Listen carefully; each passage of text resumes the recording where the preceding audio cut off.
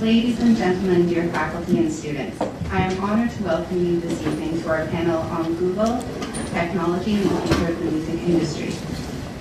It is presented by the Art and Intellectual Property Law Societies of Cardozo University, or Cardozo School of Law. I should let you know that the panel is scheduled for about an hour, and followed by a 15 to 20 minute question period, and then a reception. Professor Pasquale is scheduled at 7:10 to leave for a live television broadcast. So I'm going to direct the initial questions towards him, and that's that. So please join me in welcoming our distinguished panelist and moderator, and I'll now pass the floor to Professor Wu. Okay, great. So we're here to discuss the future of music and the music distribution.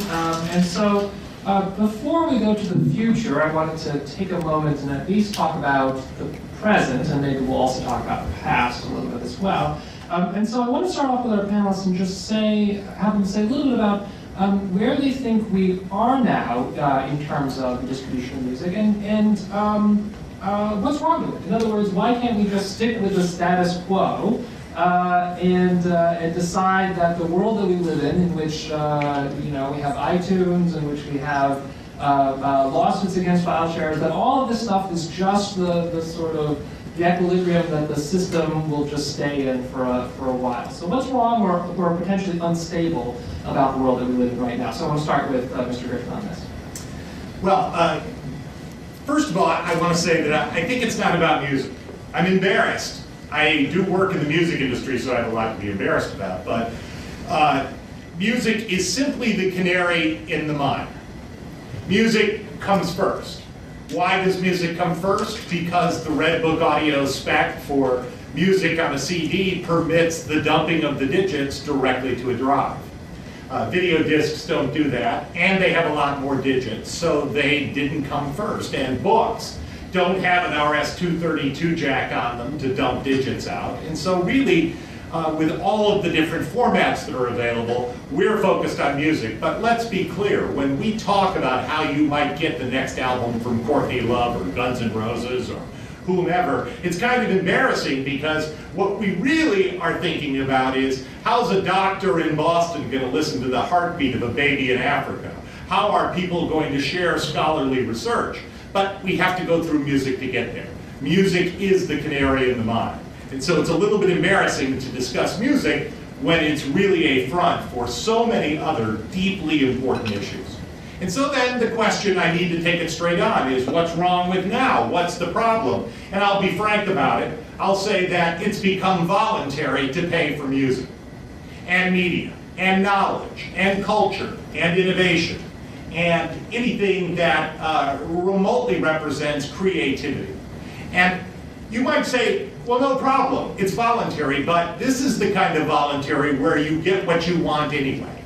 In other words, it's not voluntary to pay in the sense that you choose whether you want the thing or not. It's that you get all of the benefits of innovation and knowledge and culture and creativity whether you pay or not. And so then the question becomes, can a civilized society long tolerate purely voluntary payment for those who are engaged in intellectual endeavor or creative endeavor, or those things that lead to a better world? And I would submit to you the answer is no, that we cannot long tolerate in a civilized society purely voluntary reward for those engaged in the very stuff that makes life worth living. And yet, we've got a dilemma, because neither can a civilized society condition access to these same things on the size of one's wallet, or worse yet, their parents' wallet. So we're left somewhat in between, and I probably shouldn't go on too much more because you've asked me just to respond to this opening salvo, and so I'll leave it there. But I will say it's about something much broader than music. It's about all creativity, and we are in the horns of a dilemma, a rock and a hard place between requiring people to pay to get access and ensuring that there's some kind of economic foundation that supports the advance of the very stuff that makes life worth living. Great. Well, thank you so much that's a really provocative opening. And before I try to riff a bit on that, I just wanted to thank Courtney for organizing this, and it's just, I really have always been impressed by her intellectual energy, and also to thank the students for my classes who've come out, and thank you so much for coming back. I'm glad I didn't overload you last semester with my thoughts, and I really look forward to staying in touch. I want to say something about this metaphor about becoming voluntary to pay, and I think when we think about the cultural debate and the economic debate over music now, I think essentially I can see a parallel between current debates over natural resources and global warming. And here's the parallel. A lot of people in, say, the environmental communities say that basically by using greenhouse gases, by using carbon fuels that are basically based on, say, dead dinosaurs from millions of years ago, essentially we are using up a non-renewable store of resources, okay? And in response to that, many people are saying, well, we've got to find green energy now, we've got to find a way to make ourselves self-sufficient now.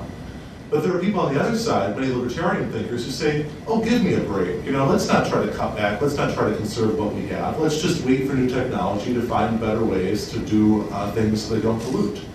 And I think the same metaphor could apply to music right now. I think that essentially we are now sort of living off the fat of the land of sort of a music infrastructure, and a sort of back catalog of creativity and other forms of the basic substrate of, or basic ingredients of remix culture. We're using all of that.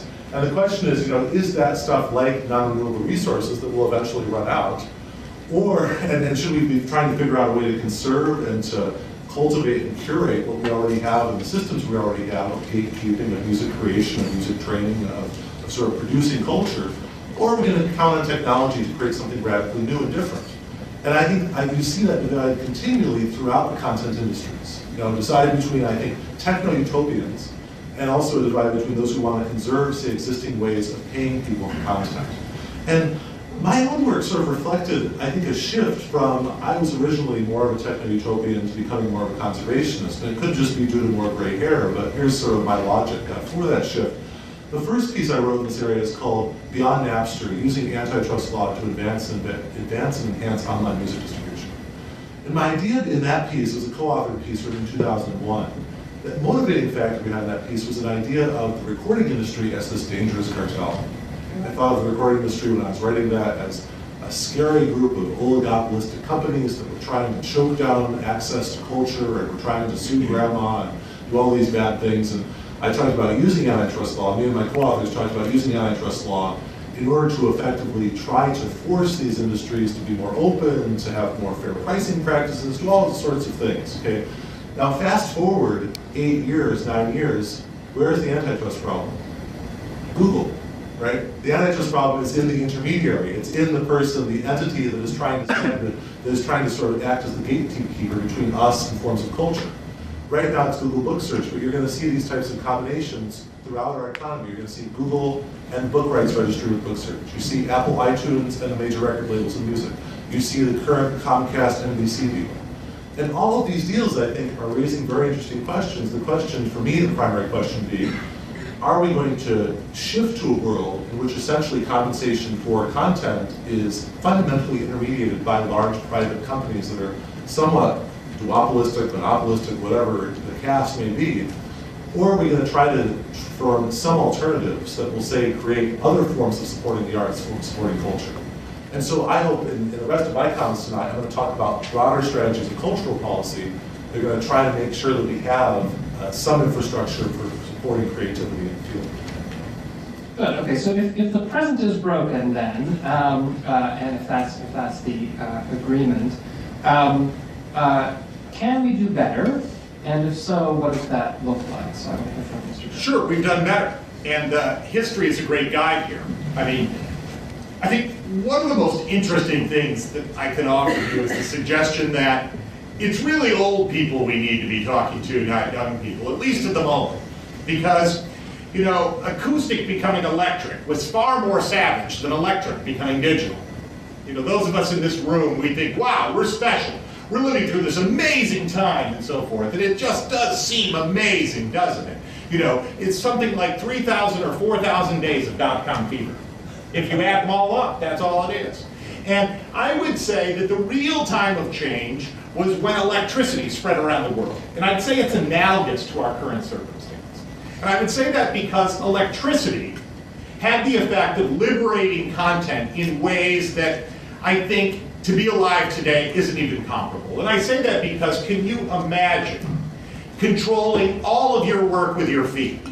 Because that's what artists did. If they weren't in the room, you couldn't see them or hear them. Without electricity, they were in control. Very quickly, electricity came around. For the most part, they were in control. I'll tell a story later that they weren't completely, but the point is that around the turn of the century, electricity started spreading around the world, and its first manifestation is to remove control from musicians, and that is loudspeakers. It has a huge impact. You can now play music for a larger group than you can count. And in relatively short order, electricity means broadcast, radio broadcast and television broadcast. And really, within 10 years during the 1920s, they make our 4,000 days of dot-com fever look a little bit silly because of the amazing advances that occurred during the 1920s. I mean, look, women got the right to vote and men lost the right to drink. That's putting it simply, you know, that was an enormous amount of change. But the arrival of electricity was really the big disintermediation.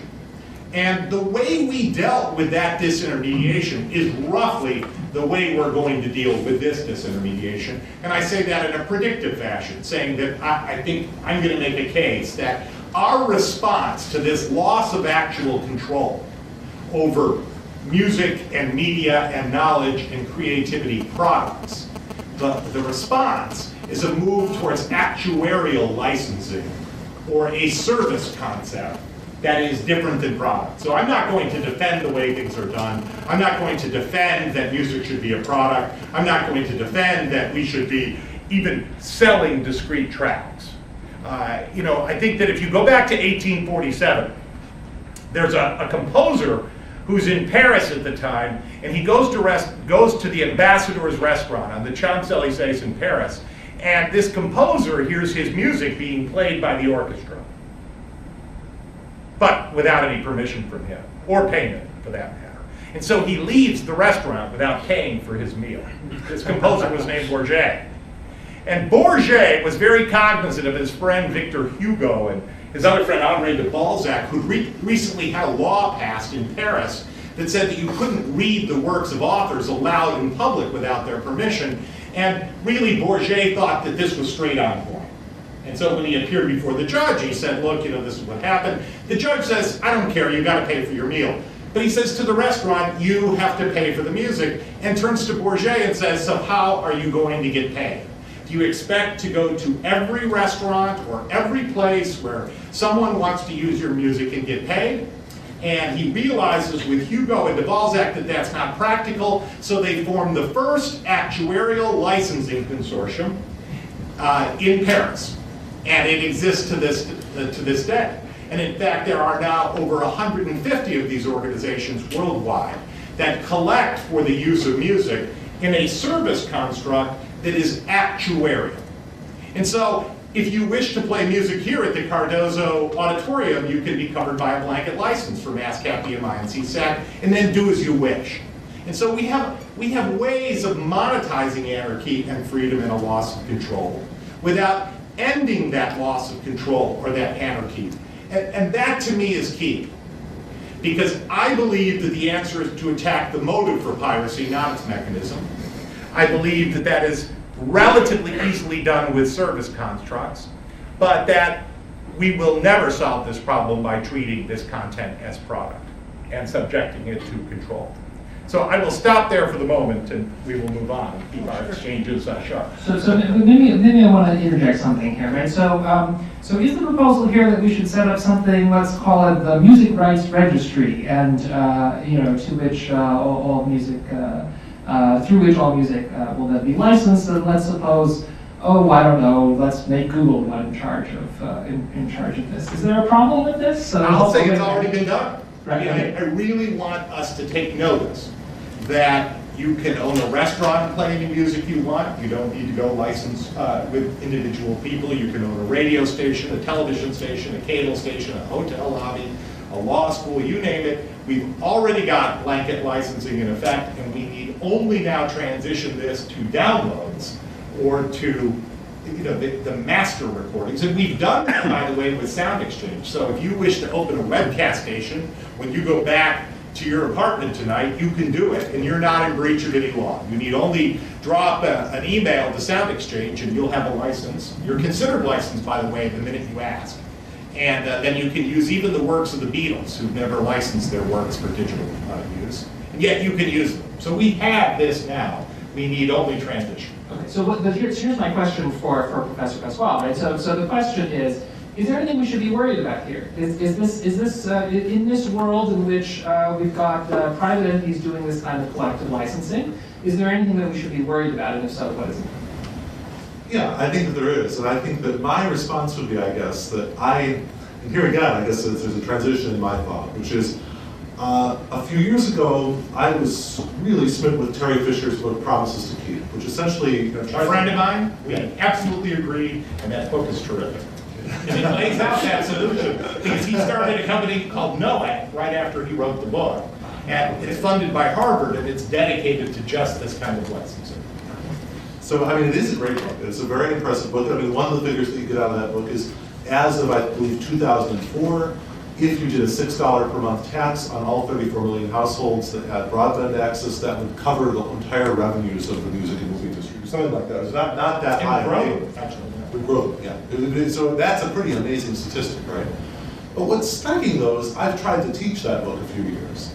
And every year I teach it. That 2 years ago was my record. When I brought it up to my intellectual property class, I had all 37 people in the class say, no, we don't want this system. And I'll give you some of the reasons why. The people in the class said, well, I don't want to pay for music that other people are using. Or I don't want, some people who are family values advocates say, we can't have a federal government in charge of that, or we don't want to be part of this collecting rights registry where it's supporting some things that I don't necessarily like. So that's one, I think, is sort of more libertarian rejection of it. But another side of it that I want to get to, I think that's key here, is that, so we have this compulsory licensing scheme in place in terms of, say, the compositions and lyrics, and we've all are familiar with all the extant collecting rights organizations. And the question is, these groups are the people who are subject to the compulsory license, they do not like this very much. They were sort of imposed upon them. So my question is, if we're going to have some level of parity in the information economy, why do we, if we only start with music, why are we not, for example, doing the same thing, say, to the code behind a lot of what's in Google's search engine? Okay? I give a talk often on sort of Google's schizophrenia on copyright. Okay? When it comes to editing, you get the same discussion on data portability. Google. Okay? Google Open Social. They want to say, hey, Facebook, open up your social networks. People can bring their data over to our little social networks or other things that are our orchids or whatever their social networks are that they have. Okay? And when it comes to copyright, they want to say Google's in favor of an open web so we can copy the whole web.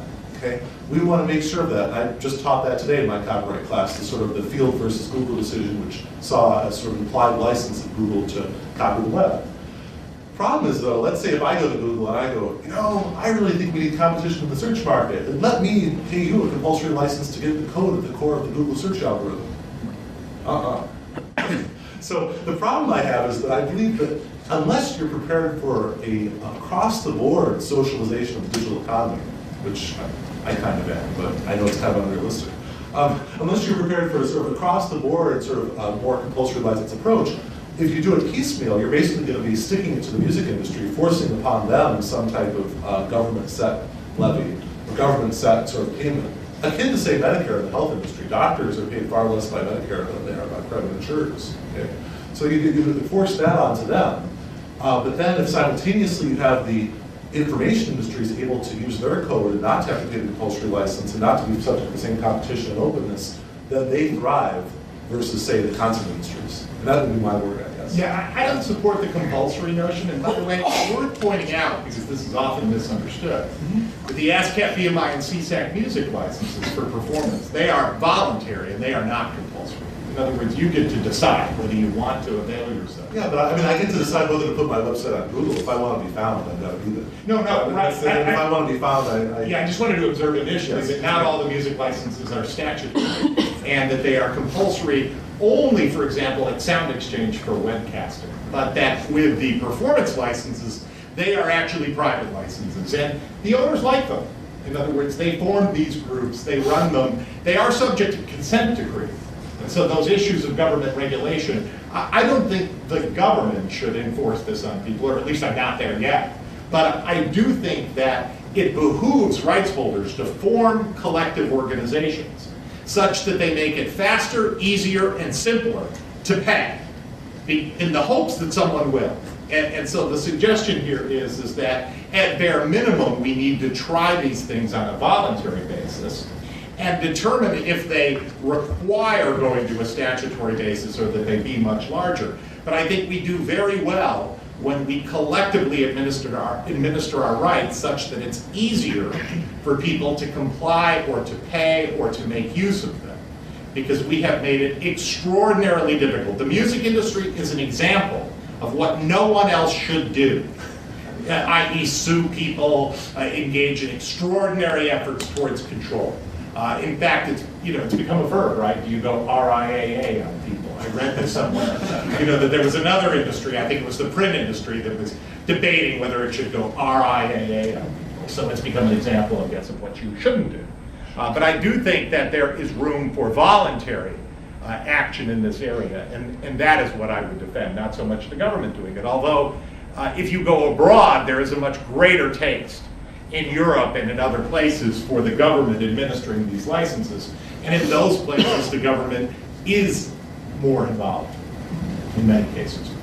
But what I'm hoping perhaps that Professor Pasquale will talk a little bit more about, you mentioned sort of the notion of using antitrust ideas, right? And so,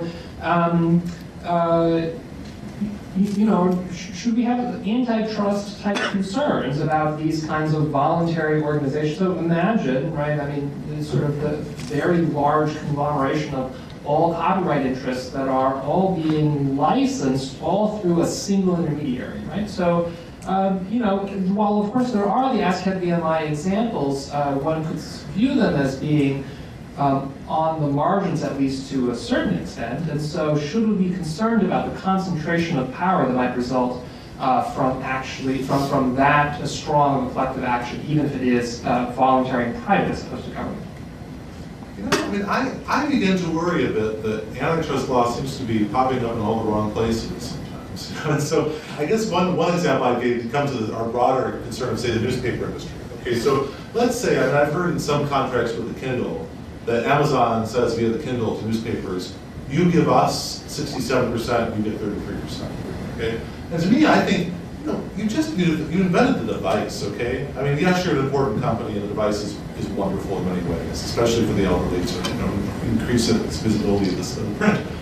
But wow, 67%, well, that's a lot. And then the question comes, there's been a lot of talk about, say, Benjamin Cardin, the senator from Maryland, has proposed having an antitrust exemption for newspapers to all get together and bargain with Amazon or bargain with Google, and they can all say, hey, we are just going to license, it's take it or leave it, you either take all of us or take none of us, or do something like that. It really would increase, it would balance the power there. So I have heard presentations by Maurice Stuck and some other antitrust scholars being very suspicious of that type of horizontal combination. But I tend to think if we get to a world where Kindle is the dominant reading device, Google is the dominant search device, there's sort of these conduits that are that dominant, I'm not that worried about the antitrust concern. I was hoping for a good fight on this because, I think deeply about antitrust now, which is an odd thing because I think it's because I spent over $1 million on antitrust advice over the past 24 months. Putting together these combinations and so forth, and it's extraordinarily expensive advice, and you've got to go to very few people to find out about it. But the conclusion I've drawn is that the only way we're going to make it faster, easier, and simpler to pay is through combinations. In other words, if it's a transaction, if literally we are going to put a choice in front of you to pull out a credit card every time or some such thing, then there isn't going to be much payment. It's going to be too difficult. And I think if we look by analogy, certainly I brought up the examples of collective licensing, but I don't think they go far enough. And I would observe, for example, that President Kennedy in 1961 signed the Sports Marketing Act, which allowed baseball, basketball, football, hockey to combine their teams together for the purposes of licensing. Now, you can't imagine licensing without that right, because even the referees have rights. And so how do you go sell your package to ABC or NBC unless you can form that kind of a combination? You know, how can you provide that kind of licensing? You know, our dilemma in the music industry is that pirates have everything because they license nothing. Pirate websites have a complete breadth of offering that includes the Beatles and every artist, and it is a far superior offering to what anyone else could put together, because anyone else has to go out and license at each of these individual places. And so that creates great trouble. Look at the Capper-Volstead Act. It permits farmers, agricultural entities, to come together and tax one another. You know, there was the case of the almond grower, I think it was, who said, look, I'm not paying into this California almond tax thing. It's voluntary, it's not me, I don't want to belong, I grow almonds, it's true, but I have no interest in paying for these ads. It's not my thing. Judge says, you've got to pay. Capper-Volstead Act allows these agricultural combines to even have the power of taxation over one another.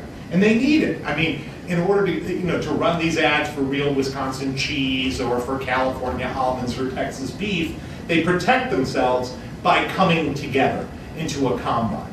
And this is what you want musicians to do, in my opinion. I mean, and I'm not even saying it's got to be the big four record companies. I mean, I think that indies need to be able to combine their operations such that they can engage in that kind of bargaining power as well. Is what I think there are a lot of analogies. I won't bring up the health insurance companies because nobody thinks they deserve the exemption they got. But I will say that our Congress is all too ready to pass out these exemptions, and here's an area where it would do a lot of good, and that's for content to be able to bargain together to make it easy to use content. I mean, as you could tell from my opening remarks, I think at the moment that you decide to read text or look at a picture or hear a song or watch a movie or watch video, you should not be disturbed by a monetization question. That should not be a financial decision that you make. On the other hand, I do think the artists need to get paid, which is why I advanced this notion of actuarial monetization. I mean, and if you look at it, right, there's other industries that rely on this. I mean, we don't really have a problem in the media industry compared to the transportation industry, where vehicles kill and maim 1 million people a year worldwide. I mean, what a tragic thing. How could you even have an industry? Well, the answer is the same. It's a pool of money and a fair way to split it up. It's insurance. They actuarially address safety, which can't be practically addressed in a laboratory. Now, you're right. You can address safety, but you can't make cars safe. You're still going to have enormous injury done. How do you even have an industry? It's actuarial economics. And so I suggest to you that when actual control fails you, actuarial economics are the answer. And if you have any doubt about actual control failing, contradict this statement. If your business plan requires you to stop people from making a copy of your stuff or getting paid when they do, you're screwed. Any response? I mean, look at photocopy machines. They're an interesting example. And I'll just run through it really quickly. In the 70s, they have hearings on photocopy machines, and one of the congressmen says, this is a really serious issue. There's a lot of research that's been printed and that needs to be photocopied. And I think there should be an organization that collects for them. In Newton, Massachusetts, there's an organization called the Copyright Clearance Center. They collect from 2,000 corporations and 1,000 universities on a voluntary basis. And last year, they redistributed $150 million to the authors of STEM materials, scientific, technical, educational, and medical materials. They waited 3 years during the 1970s for their antitrust letter from the DOJ. They didn't start their operations until they got it. Now, I wouldn't counsel anyone right now to write the DOJ a letter asking for an exemption to do this sort of thing, or that the economy could wait for 3 years for them to come up with an answer because there are so many companies on the brink. But the point is that demonstrably throughout history, our response to a loss of control has been actuarial economics and not more control. And just a question about actuarial economics, is that referred to, say, you charge people, is it an ability to pay sort of charge, or is it the loss incurred, or is that what that concept is meant to roll together? Clearly so. I think, by the way, if you're really interested in this area, there's this fantastic book. The author recently died, but it's called Against the Gods, The Remarkable Story of Risk. It's by, I think, Theodore Bernstein is his name, and he did recently die. But you know, it's what made me think that I think now of copyright as copy risk. You know, it may be your right to stop someone from making a copy. That might be your right. I mean, you could teach that, but how do you enforce it? It might be your right to get paid when somebody makes a copy, but again, you can teach it, but how do you enforce it? You know, these things are extraordinarily difficult. But if you look at copyright as copy risk, i.e. the copyright holder undergoes a great deal of risk. And we'll call it risk because it has both upside and downside. If your stuff ends up out on the internet without your control, it might have upside, right? The more people who hear about your thing, the more who will become cognizant of it, the more who may part with money for it, there's upside. But there's also downside, right? That, again, you don't have control, you can't engage in the kind of advertising campaign you might have wanted, you can't charge the price in the fashion you may have wished. So it's a risk. There's both upside and downside. And the way we address risk in our society is far more with monetization than it is with control. We lean much more on the pool of money and the fair way to split it up than we do on coming up with a solution. You know, yes, we put the 5-mile-an-hour bumper on there. Yes, we put in the airbags, we put in the seatbelt. Lots of people still die. We still advertise the car going super fast down the road, tiny letters, professional driver, do not attempt yourself. You know, showing you this, how risky this car can be because that is what sells them. And so the actuarial monetization I refer to is, in this case, it's the pool of money, the fair way to split it up that lets the industry go forward with its model. Well, is it damages? I think it could be predicated on that. But I think it could also just be this notion that it's authority problem. And you know, I say we live in a time of Tarzan economics. You know, we cling to this vine that keeps us off the jungle floor. You know, it does. It pays people on an ongoing basis. It gets things done. It advances us forward. But equally, we can't let go of the vine because we fall to the jungle floor, but neither can we stand still. We have to get the next vine. And that next vine is service. So we let go of product, we grab service. Service monetization is dramatically different than charging by the track. The problem is that copyright law was written for a world where music was primarily only a product. I do see that. I see that as being a huge problem, and I think that I'm understanding that a very fascinating new model of thinking about this. And I mean, it reminds me also of Tom Bell's article called Authors' Welfare, where he essentially talks about copyright as a subsidy scheme, you know, for artists, for the creative. And I think that that's another interesting angle of putting it. The only, I guess, one worry I have, though, is that I think when I think about health insurance, I think about redistribution from the healthy, the young, and the rich to the sick, the old, and the poor. And I'm wondering, you know, exactly when we think about more of an actuarial insurance model, where is the redistribution happening? But the other thing I want to put in, though, is a word for the control model. Okay, so I think that one of the premises of your talk, Jim, has been this sort of info anarchy versus perfect control. Okay, there's this model that we have completely anarchic information, but there's also, I think, a counter model that's very strong out there that we're moving towards a regime of perfect control, which is perfect surveilling, perfect monitoring, perfect storage of all data about everything you do. I can't even use the word perfect in the sentence, but well, you know, it sounds so horrific. Well, you know, it is scary. I mean, one thing that I find very interesting, and when you talked about how do you enforce it, that's one of the reasons why the copyright course, and I imagine this was a source of disappointment for some folks in the copyright course, which is, you know, you think about copyright, you think about artists and music and things like that, and then you end up spending all these class periods on, you know, the Digital Millennium Copyright Act and the obligations of internet service providers and the notice and takedown regime and what is Verizon doing, what is Comcast doing, and these other things. And people say, well, what happened to the Beatles, you know, in copyright? What happened to the music?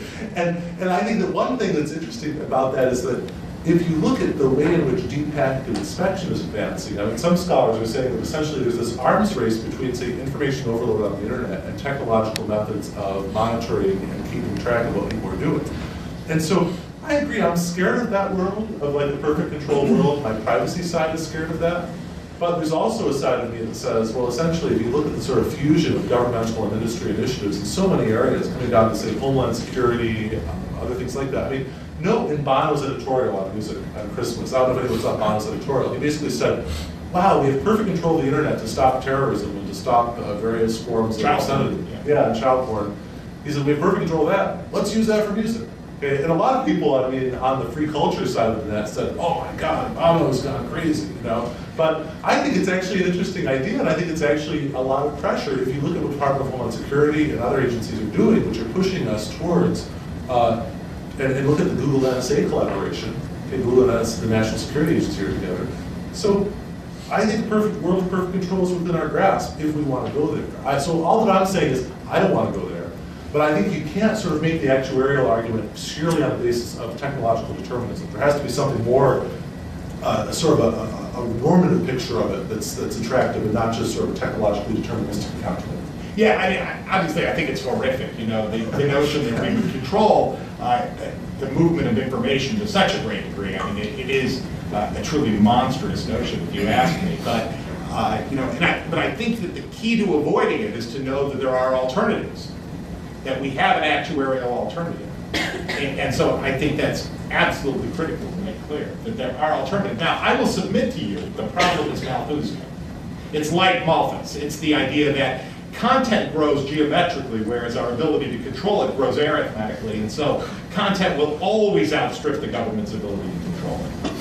I think that's true. Well, I'm going to defer to President Wu on this one because in terms of, I mean, I am not technically, I follow people like Paul Ohm and others who look at sort of technical capacities for deep packet inspection and other things, but I also think that even your infrastructure relies on some sort of accurate meter. It doesn't rely on metering, it relies on sampling. And there I would suggest to you that another way to look at it is that the $80 billion US advertising economy is truly actuarial. It's a pool of money that's allocated on sampling-based ratings. In other words, where does the ad money go from television tonight? 1,000 people said they watched on the telephone tomorrow morning. You know, that's how those spoils will be allocated. But I think if you look at the future of the ad industry, where is that going? And I think the future of the ad industry is going to be a Google-type model where it is a black box. Highly targeted, no question about that. Highly targeted from a black box, from something we totally don't understand. We have no clue how we're doing it. And that, I guess, is my primary concern is that, you know, you spoke against the governmental intervention here. Well, I speak with concern about it. Okay. I confess that the Europeans may be right, at least in their countries. Everybody looks at this differently. The role of the person with the government, I think, is different in every country. It is a global world. So I will just leave an opening that it is possible for government to be involved in an appropriate way. I just don't think in the United States. Got it. Well, I mean that argument. Our Constitution goes out the window, literally looking at every packet as if it was a package and thinking that we can engage in that kind of control. I just think it's antithetical to American culture. Okay, so if we're serious about wanting the actuarial model instead of the control model, you know, it certainly sounds good in theory, but to what extent can we really make this work in two senses? And recognizing, of course, the ways that it already has worked, but actually collecting the money, figuring out how to charge people in an appropriate way. So again, the analogy to health insurance, right? I mean, so what are the premiums going to be for this sort of thing? And what are going to be the legitimate considerations as far as who pays what? Is this just going to be literally, you know, each individual pays for the right to access any kind of copyrighted work? Or is there going to be some kind of attempt to essentially have risk pools of various sorts? And how would we actually even think about the notion of what it would be to have sort of copyright risk pool? So, you know, because we have this figure, right? There's supposedly, what was it, $6 a household? I thought it was high. Yeah, I thought it was high. I mean, it was $6 a month for all 34 million households at the time who had broadband. I think that's the figure, and I could be wrong, but I think that was you know. I mean, it just because the number just doesn't. I'm having a hard time sort of you know making it work in this sense, right? I mean, it seems to me that just if that's the case, knowing that there are, as far as I can tell, significant numbers of people who spend a lot more than that per month, that would suggest there must be a lot of people who spend little or almost zero, right? And so the question is, to what extent are we going to force them to cross-subsidize other folks? So in general, how are we going to actually pay? And does the scale once we talk about a wide variety of copyrighted works. You started at the beginning by saying that this was not just about music, that we're also talking about other forms of creativity, I guess, although... Biotech research, pharma research. Right now I'm working with a company called Mendeley that has a client for collaboration that permits up to 10 people to share a research document. Often that research document is from big pharma, big biotech. Okay, Worked under a work for hire. They believe they own it, and yet the people here are sharing it. So the issues are coming quickly. And by the way, I'll submit to you right now, just in the hopes of opening your minds a little bit, that within 10 years, we will be deep into the peer-to-peer sharing of objects. Okay, so... Car parts, medical instruments. Right. So if this is supposed to be the solution for everything, can we in fact... No, it's not the solution for everything, but I... Okay, can we in fact envision what it would be like to then actually try to divvy up this pool of money, right? So those are the two Sure, ways, right? sure. Do we actually have a reasonable idea about how we would collect this money and allocate on that, and do we actually have a vision for how we would divvy up the money that actually works sort of across these different... I mean, we do it now, because of course we do have these pools, but I just want to throw an actual case out there so that we can discuss it. And, you know, that's how you guys work, I think. So I'll lay it out. You're Graham Spanier, you're the Chancellor of Penn State University. You are government funds a lot of your operations, and the senators and congressmen, they're hearing from the entertainment industry that the students on your campus, which those senators and congressmen will remind you they pay a great deal of money to keep operating, are violating the rights, they believe, of those in the music and entertainment industry. And they want you to shut it down. You run the campus network, you're the chancellor, and you want it put to an end. Because it's your money, it's the public's money, and you've concluded that it's bad for your constituents. So you're Howard Berman, you're in Los Angeles, you're allocating government money, you're the head of an important committee, and you're angry with the universities that you're funding because they're violating the rights of your constituents. Now, Graham Spanier, he's a great guy, Chancellor of Penn State, head of the American Association of Universities, 62 of the most prestigious universities in the United States. He's conscious of the dilemma, right? That on the one hand, these students have come, they've got a network, they deserve privacy, they deserve the ability to use that network to its greatest advantage, and even if that means watching films, listening to music, reading books, of course, that's what the library is about. And yet, on the other hand, he's getting squeezed by the people who finance his institution. They say, you've got to follow the law, you've got to follow the rules, you've got to hold these students in one place. So Graham, a number of years ago, this is within the past decade, he decides he's going to take $2 from every student every month and give it to, in this case, I think it was Napster or Rhapsody. Because he says, look, I'll experiment with this. This is a private pool of money. They split this money up based on usage. That seems fair. And I'll show the Congress that I'm doing something, that I'm contributing to commerce, without cracking down on these students, without rewriting our router tables, without reconfiguring our network as a technical matter. We will let everyone continue to use the network freely, but we will address the consequences of the anarchy through monetization. I just think that's interesting. And I think it goes to the heart of the questions that you've asked. So who picked the $2 number? He did. I mean, the campus did. I can't, because I wasn't there when it happened, but I do know it happened, and I've talked to Graham. And it was his goal to address the consequences of technology, much as one would if they bought a fast car and they thought they might have an accident. Why isn't this just his version of the tip jar then? And by the way, he picks the $2 figure. Because he does require it. It's not voluntary to pay. But again, it was his choice to make. But there are those who suggest that if we did that at every network or at every university, that we wouldn't have control problems. We'd actually be compensated well. So you see that there are two parts of this dilemma. The one part is control, the other part is compensation. You can compensate without controlling. And I just wanted to say, but I think that one other way to think about it is I know that it can always be quite a challenge to try to articulate, and I think this is why health reform has had such a terrible time this year, because you're trying to articulate, people are trying to articulate sort of this three-legged stool of having, say, insurance regulation, mandatory, you have to have insurance, and then subsidies for people that can't pay. Okay. Very hard to explain that when, say, you've got people on the other side saying, it's socialism, it's death penalties, whatever. And I think that the problem is that in our environments where we have neoliberalism in general has sort of poisoned the well of political discourse such that we're cynical about any kind of collective endeavor.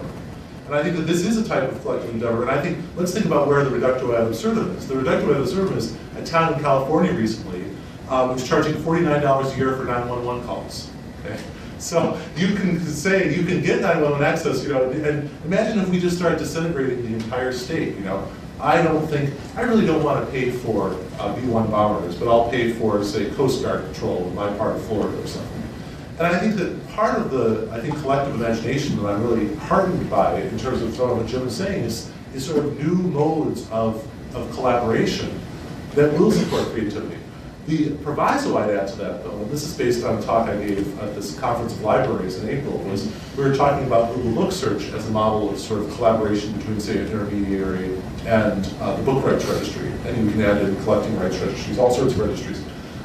I think that we need to have some alternative to that sort of private collecting rights group and the providers that like a public one. So I called this talk from managed care to managed knowledge. I said that basically what was going on with a lot of these collecting rights societies, they were acting like intermediaries that were rather like insurers, in terms of rationing access to care and trying to collect from a large risk pool and redistribute according to need or what have you.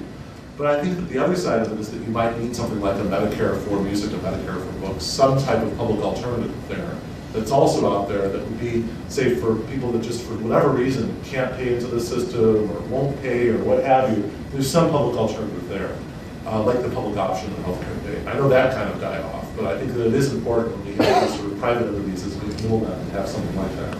But Felix, in terms of your, in terms of your question, in terms of the overall allocation of resources, yeah, that is really tough, right? I mean, if we had to think about what percentage of society's resources should be allocated to the artists, wow, that's a hard question. But the whole premise of the healthcare debate is that when we're paying twice as much as any other industrialized country for healthcare, we need to kind of cut down on that figure a little bit. And maybe what we do with the money that we save, maybe we allocate a little bit more towards this. So I hope to see more cultural policy, and I think Tyler Cowen's book, Good and Plenty, is an excellent examination of this. He's a libertarian economist, but he's so he in general is suspicious of collective action. But he provides a very an excellent account of what goes on in other countries that try to take a broader holistic perspective and say some aspects of culture should be supported by taxation, some should be supported by private patronage, some should be supported by market transactions, some by collecting rights societies. What we really need is a much broader vision of an overall support for cultural creativity from all these different sources. That's what I think we really need, and that's what's sort of missing in this debate now. But I'm glad to hear, I think that what you're doing, Jim, is really adding to this, and will be a big foundation for that broader vision. Yeah, and I want to be clear how pervasive this is going to be. In other words, I tried to challenge you a moment ago and say we're going to engage in the peer-to-peer sharing of auto parts and medical instruments, because we are. Because, for example, a student in Sweden recently used and it's all based on Fab Labs, by the way, 3D scanner with a 3D printer. Student in Sweden makes a 3D scan of the handcuff key that's used by all the Swedish police and releases it onto a peer-to-peer network such that anyone could print on a 3D printer the handcuff key. And of course you could do it with auto parts, you could do it with medical instruments. You can see the advantage of doing it with medical instruments, right? That you make it very possible to set up a hospital in Africa at a very low price, for example. There are now medical tests, and a wide range of them, that can be printed onto special paper. In other words, you dip the paper into the blood or you're into the fluid, and it says, okay, this is the problem or this is not the problem. And these tests, when done this way, cost under 1/100th of a penny a piece. And they can be shared over the net, the printing instructions for the printer, much like the instructions for the lathe that cuts the auto part, or the, you could duplicate this pen. In fact, the MIT Media Lab, within the past 10 years, sent a motor from Cambridge to Africa. They took the motor apart, they scanned each piece into a 3D scanner, sent the instructions over the net to Africa, where they printed them on a 3D printer that cut the pieces out of a lathe. They reassembled them, and they had a copy of that motor. To know that this is where we are headed, is to realize that this is not a problem that is unique to music. It is a challenge or an opportunity that will engage every element of the economy. I think while we're thinking big, I just wanted to build on that a little bit. I think we have to think a little bit about the material foundations of creativity as well. And I think that one threat to them, I think, is inequality.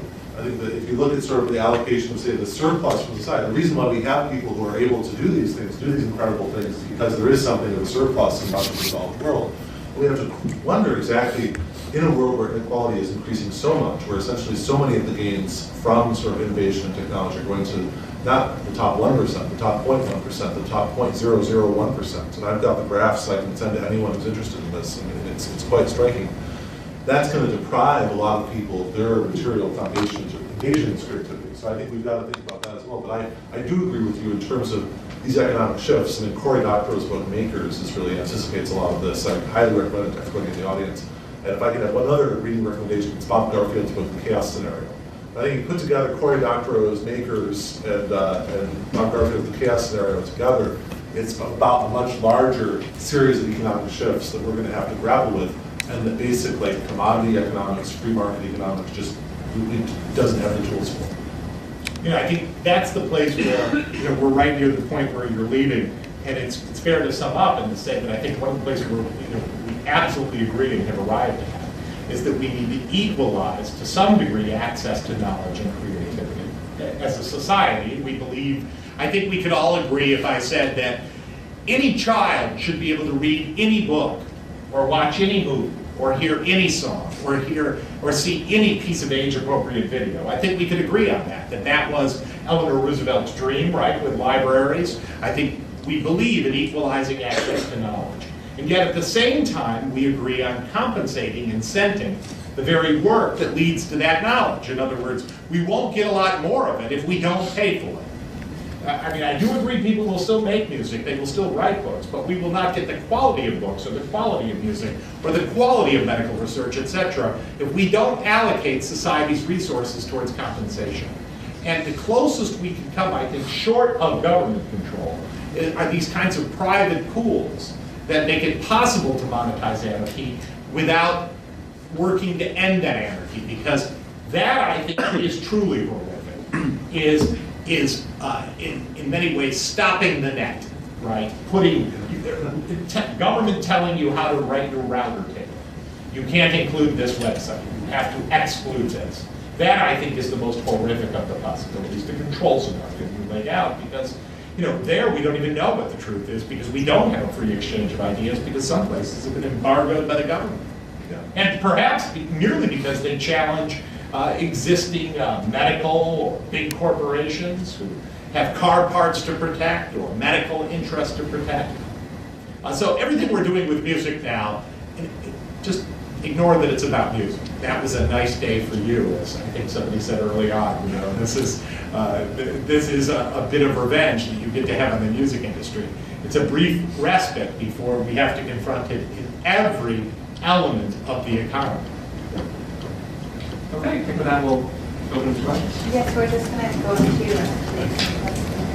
you have to be for about 5 minutes. Yeah, by the way, I'm so sorry about this. It's something that was scheduled for February 10th, and it was with Brian Lair, and I really want to support this program and help him, and so the only other day you can do it was tonight.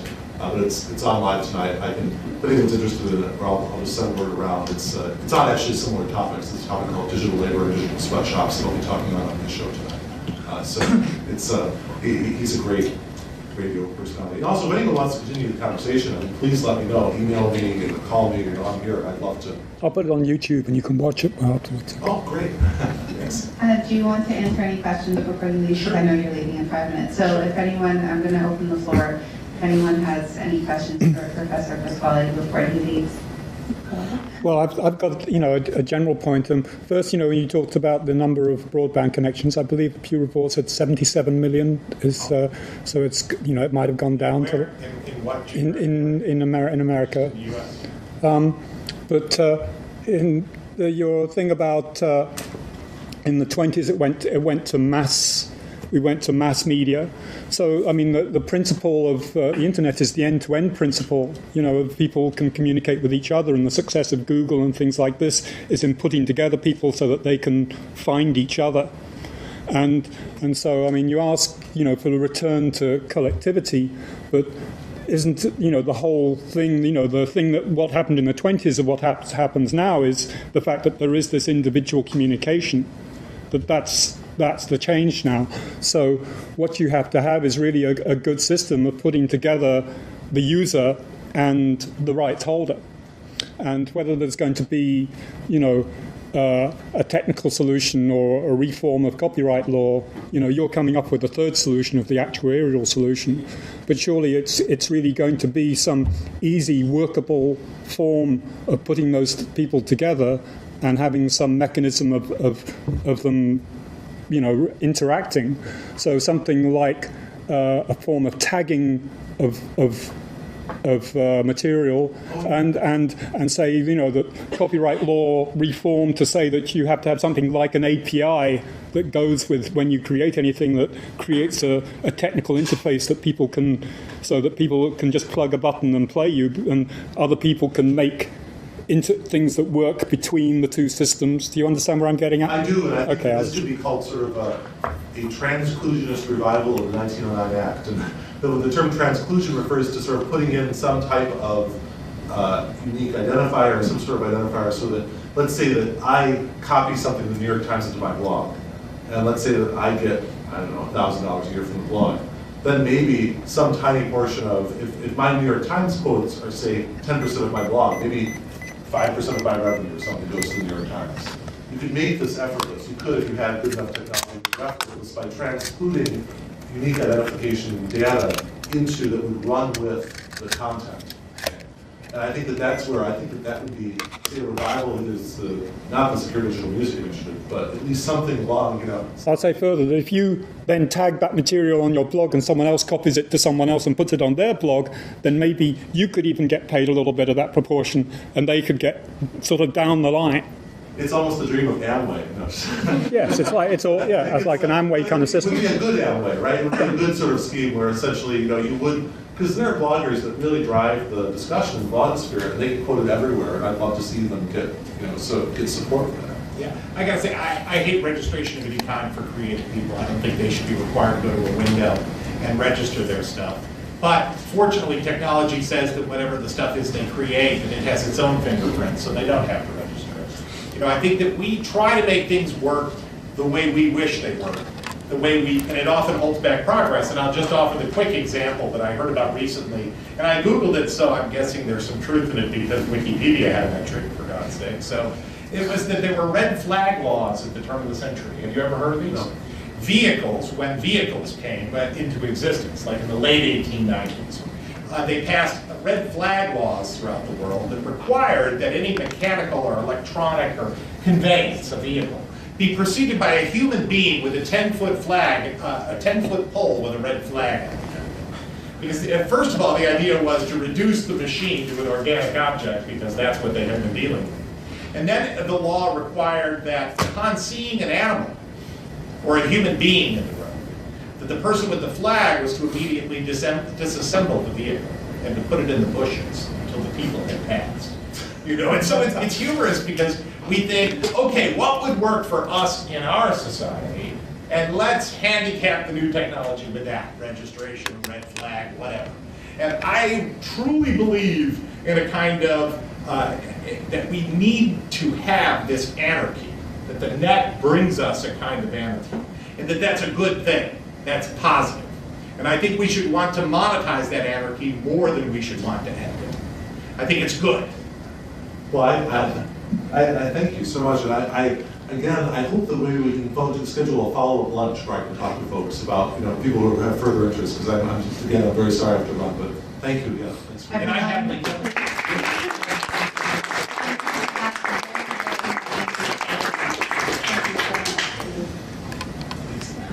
Thank you. And now I'm going to open up the floor to Jim and Professor Wu. So if anyone has any questions for Mr. Goodman. Oh, okay. Go ahead. I'm wondering how much of an effect you think consumers will have, like for instance with Amazon and the digital books, how they're arguing about the $9.99 bestsellers and the publishers think that it should be worth more and consumers are unwilling to pay. And how much do you think an effect consumers will be able to have on what happens in the end? Well, obviously the market's going to make a big difference. It's going to get in there, but I'm going to take my opportunity to answer your question to pick on one of the words you used. And I don't mean it in a mean way, but I want to be helpful to all of you. And so I'm going to use this example. We aren't consumers in the digital world. When we use something, there's no less of it. When I bought a record, that was a record you couldn't buy when I was a kid. Now, I download a song, there's not one less song. I haven't decremented supply. Supply and demand don't apply here. We have no control over supply. And matching supply to demand is somewhat irrelevant. And in fact, it works in the inverse, doesn't it? I download that song, there's now one more song for all of you to get a copy of.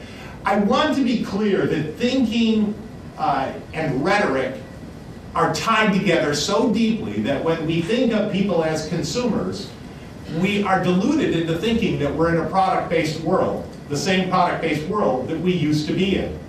We no longer consume intellectual property. There is no less of it. But let me tell you how bad the tyranny is.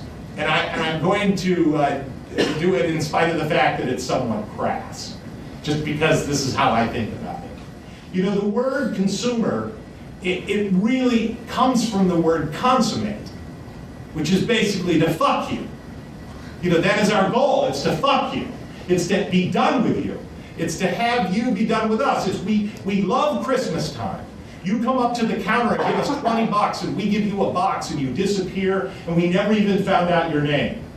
The problem with this is that it's a male version of the world to a large degree. It's a guy's idea of a good Saturday night to consummate transactions with consumers ad seriatim without so much as finding out their names. This new world is a world where women can tell you that the primary value is starting a relationship that never ends. That's what you can do on the net. You don't get to deal with consumers anymore or sell them products, but you get to start relationships that never end. And if you think of people as consumers, that won't happen, right? Because it's all about getting them, being done with them. Being done. What more can I do? I've given you a perfect master of the record album. You can do whatever you want with it. You gave me your money. We're done with each other. I don't care who you are. Versus start a relationship that never ends. I know you like this music. I know you like that you got it from me. Let's form a relationship. Do you see where I'm coming from? So what I'm telling you now is that one of the key things I've learned in my years in this business is that we're too male. It's men who run the business. We think about consummating, being done with you as quick as we possibly can. And we do not understand the value of starting a relationship that never ends. That is room for you to change the world. Because you get to come in and say, I look at the world differently. I don't think about selling people boxes for $20. Not law books, not music, not auto parts. I think about starting relationships with people. I think about monetizing those relationships in new ways. But what I don't think about is giving you a box and you giving me $20 and then you disappear. And so I'm trying to be helpful to you and say, don't think about consumers anymore. We don't decrement supply. And even where we buy objects, those objects themselves will soon be printed on demand and manufactured on demand. And so it will be all about the relationship and not at all about the thought. Not at all about taking you and your money and giving you an object and then having that be over. That has to come to an end. And it is. So I want to take issue with just one thing that was being said there.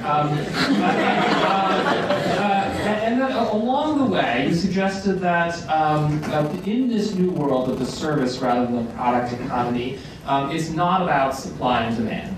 Right. Okay. But I think what the question was suggesting here, and which I also think is a big unaddressed, and it's not clear to me how to address it, kind of issue with a kind of collective licensing solution is how do you address the here's the form of demand that still exists, right? Different people have a different idea of how much they think something is worth. So, does that matter? And how are we going to address it if it does? And so I would suggest that, I mean, maybe it should matter, right? Should it matter how much overall people actually value this book? Let's say not just the number of discrete people who are interested in accessing this book, but as a collectively how much they value it. And if that's the case, what mechanism are we going to use to actually determine that if it's not in fact a market mechanism? I gotta say, I think the financial value of that book or the music or any other such thing is the quality and the quantity of the crowd it draws. Increasingly. Now, you may wish it were different. You may wish you could control and therefore allocate the copies according to what you perceive the demand to be and thereby support a price that's above marginal cost. But I think the technology has obviated that choice for you. No, wait. But what you're suggesting is that every book out there is worth exactly the same amount of money to each person who consumes it. Absolutely not. In fact, I said the opposite. For each person who reads it. Is that right? No, I said the opposite. I said that its financial value is the quality and the quantity of the crowd it draws. So every book does have to. Yes, no, but I take, well, I'm not sure what you mean by quality. I say we now are in an is attention economy. The quantity, presumably, is just the number of people who read the book, right? And so here's the thing that I want to avoid, right? Okay. It seems to me that this vision works nicely in the mass market economy, in where we've got millions of people who are interested in a given product, and and then we're just sort of 5 million are interested in this, 10 million are interested in this, and that's fine. And so we're gonna end up paying the artist who created the work that interested 10 million people twice as much as the artist who interested 5 million. Not necessarily. Not necessarily, but presumably we have some mechanism which roughly says that look, these are two big pop songs, and that's how we're going to measure it. And that I think works maybe reasonably well. But it seems to me when you move into the book world, let's say, particularly, what about those works which are interesting only to a few thousand people, but it is very interesting to this few thousand people? And we have that problem in the music world too. In other words, these pools that exist today have to allocate, they choose to allocate amongst their members, because their members make the decision, to allocate more to a pop song, for example, than they do to background music. Because they've made the judgment that a minute of a pop song has a higher negotiating value, that they get more money, their society does, out of the major networks for this content. And so they value it higher and they pay it at a higher rate. There's a market within the society. And they value lower that background music, let's say. These are just examples. I mean, polka music versus jazz music, they all have a different weighting for their genre. Now, in England, they don't do that, but in the United States, they do. And so I guess my answer to you is that each individual society or collection can allocate its rewards the way it chooses. And I'm not arguing for a kind of one person, $1 allocation, so much as I am for an attention economy, drawing interest from people who have wallets, and thereby knowing that you can charge more for this thing because it draws a higher, we'll just use the word quality demographic for your particular work, say your notes on surgery, or say something that helps someone win a very large antitrust case, you can still charge more money for that. Because it does, the audience does support the quality of the audience, their ability to pay, and so forth. So it doesn't mean that you pay everybody the same thing for each thing. And demonstrably, that's how it works now. Sound Exchange, ASCAP, BMI, CSAC in the United States in the music industry, the people who produce the music that's most popular get the most money because that's how they've allocated it. They still do allocate more money to classical, for example, because people are willing to pay more. So it doesn't create the kind of rigid specification I think that we were thinking Okay, so about. I'll end just with my skepticism that in fact any society, any collective society, licensing society of this sort, is in fact capable of determining what the relative value of a surgery textbook is relative to the latest bestseller. The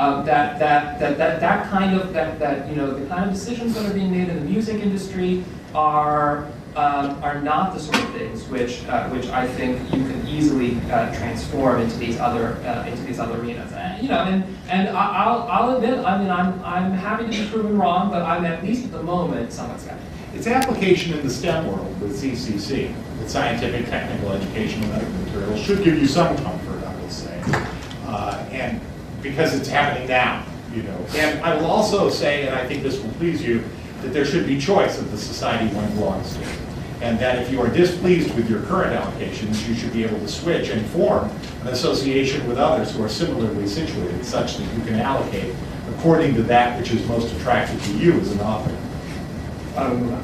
Any other questions? There was one. Oh, okay, go ahead.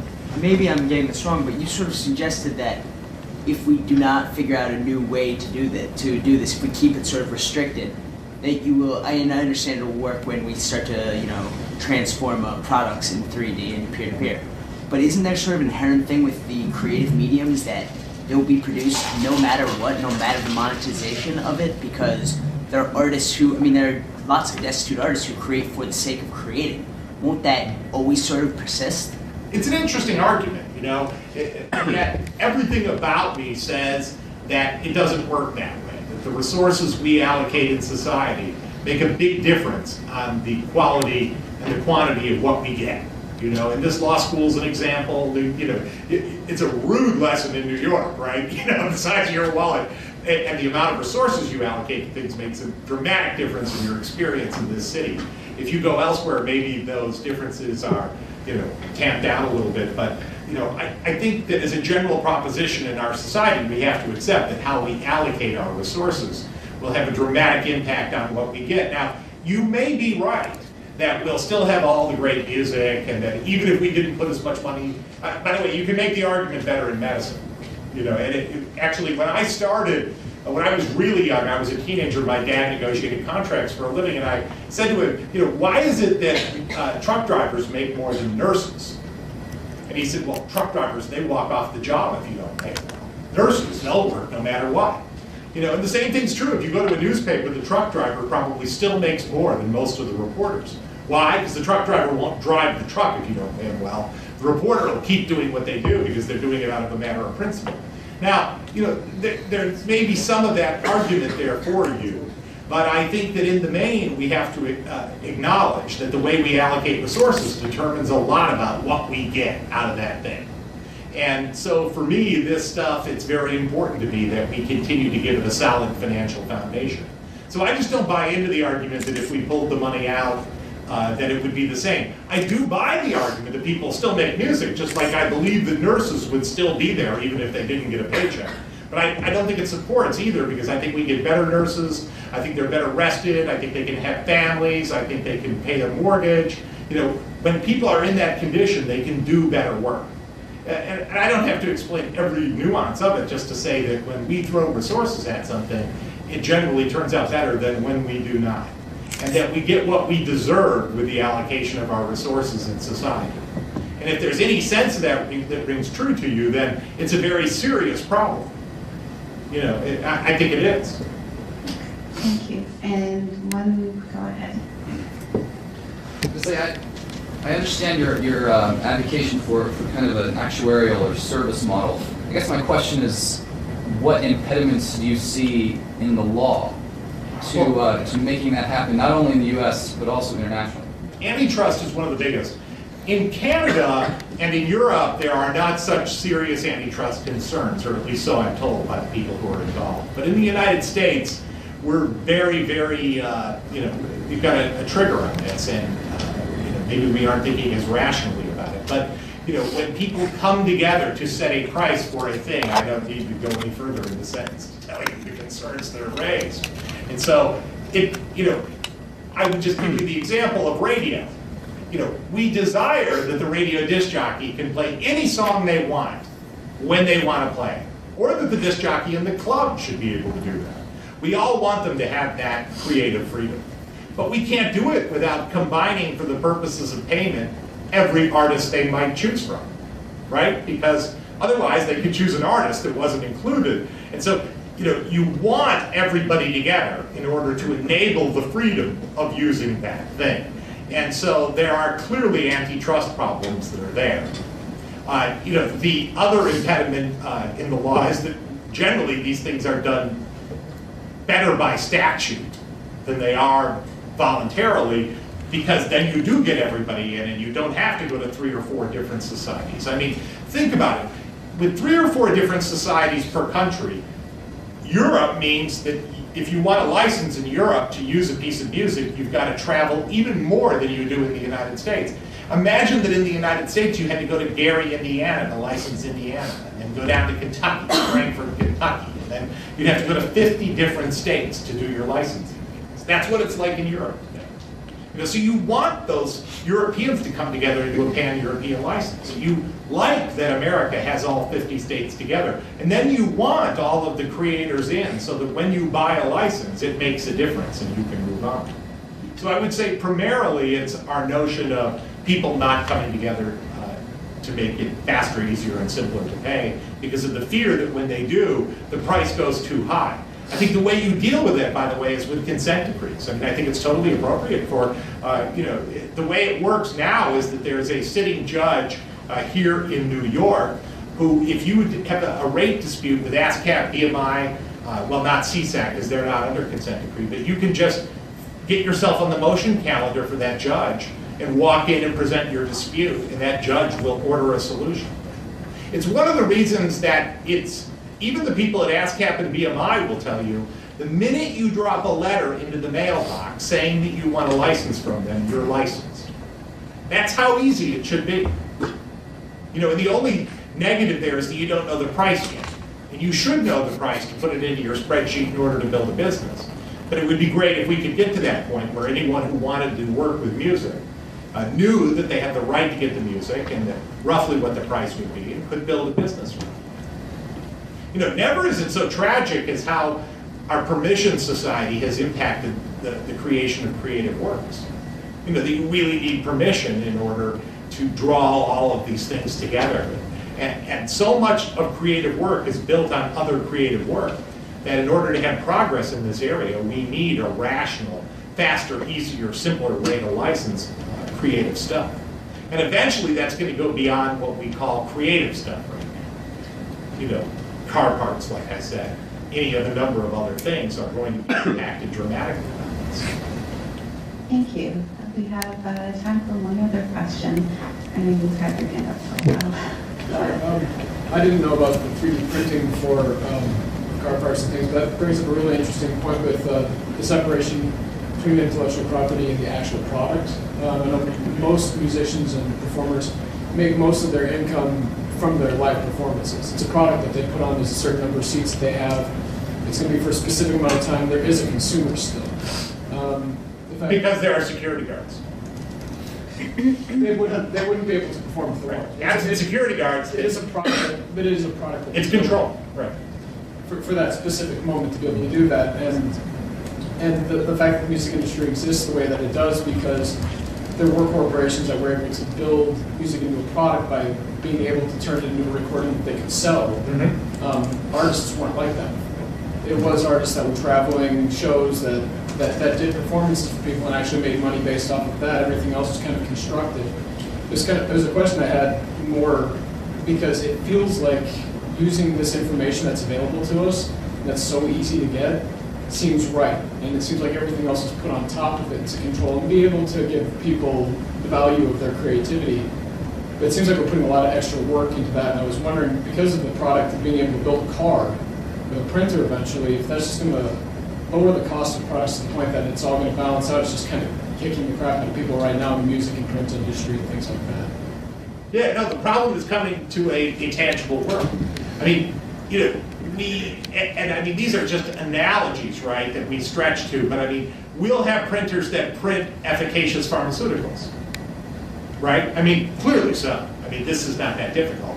The idea that we can print pharmaceuticals, that we can print chemicals, that we can essentially take what we now call intellectual property and convert it into a tangible thing with relative ease. And while it won't apply to everything, obviously, there are going to be exceptions, things that don't lend themselves to this. So much will that my primary point here is to make you cognizant that it's not simply something that affects the music industry. that it's something that will affect every area of our economy. And that if you make tangible things, you are not immune from this kind of analysis. Because the instructions that cause your thing to get made can be shared. And it can be made trivial to manufacture any of a number of those things. I want to suggest one thought on the, musicians get paid with performances anyway. Why shouldn't we be trying to find a way to pay people who are good musicians and lousy performers? Right? So those two things don't need to go together. And are we necessarily willing to give up whatever those folks have to contribute? Now, again, I recognize the point about how various people will create even absent incentives to do so, but I think I'm with Mr. Griffin here on the notion that you will get better results if they have resources. So if that's right, why should we be relying on these kinds of secondary markets in situations in which people might be very good at producing the primary market, but very bad at producing the secondary market? So just want to suggest. There's lawyers I deal with who you would never see in a courtroom but were great behind the desk, right? And there are others who go out and they're great in the courtroom, and others are good at drumming up business, right? They've all got a place in the value chain. That's right. Yeah. Thank you so much for this fascinating